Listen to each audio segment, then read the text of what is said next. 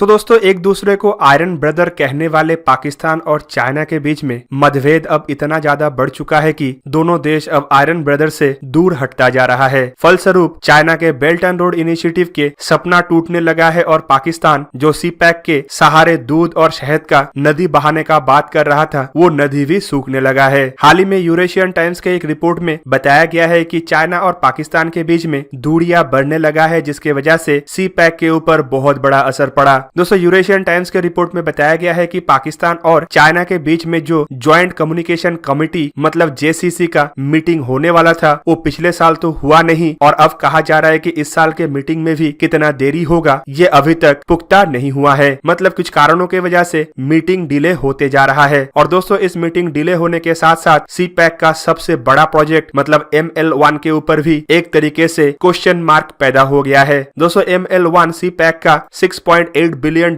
का एक railway project है। और दोस्तों इस प्रोजेक्ट के अलावा जो एक्सक्लूसिव इकोनॉमिक जोन को दोनों देश के द्वारा बनाए जाने का सपना देखा गया था उसमें भी दोनों देशों के बीच में मतभेद इतना ज्यादा पैदा हो गया है कि अब उस प्रोजेक्ट के ऊपर भी क्वेश्चन मार्क आना शुरू हो चुका है। तो सबके जानकारी के लिए बता दूं कि सी पैक असल में जहां पे चाइना का एक डेट ट्रैप की नीति था वहीं पे अब पाकिस्तान उधार लिया हुआ कर्ज को वापस करने में अक्षम हो रहा है। इवन पाकिस्तान का जो रणनीति है मतलब कर्ज लेके उसे बिना डकार लिए निकल जाना उस रणनीति के ऊपर भी अब चाइना को शक होने लगा है और इसी वजह से पिछले साल चाइना की तरफ से एडिशनल गारंटी का भी दावा किया गया था। वैसे तो बताया जा रहा है कि जेसीसी का जो मीटिंग पिछले साल नहीं हुआ है वो असल में महामारी की वजह से डिले हुआ है, लेकिन कुछ पाकिस्तानी अधिकारियों का ये भी कहना है कि आने वाले 3 महीने तक तो ये मीटिंग होना पॉसिबल नहीं है। दोस्तों जेसीसी के इस मीटिंग में ही तय किया जाना था कि ML1 मतलब मेन लाइन 1 के ये रेलवे प्रोजेक्ट में कब से काम शुरू होगा और चाइना इसमें किस दर पे पाकिस्तान को कर्ज देगा। दोस्तों पिछले साल जब पाकिस्तान द्वारा ML1 के लिए कर्ज मांगा गया था तो चाइना की तरफ से एक ऐसा शर्त रखा गया था जिसके बाद पाकिस्तानियों का तो होश ही उड़ गया होगा। दोस्तों चाइना का शर्त ये था कि पाकिस्तान इस कर्ज को किसी भी हालत में रिलीफ के दायरे में नहीं लाएगा। मतलब कुछ भी हो जाए पाकिस्तान को ये कर्ज चुकाना आवश्यक है। और जिस तरीके से पाकिस्तान G20 के देशों से कर्ज माफी का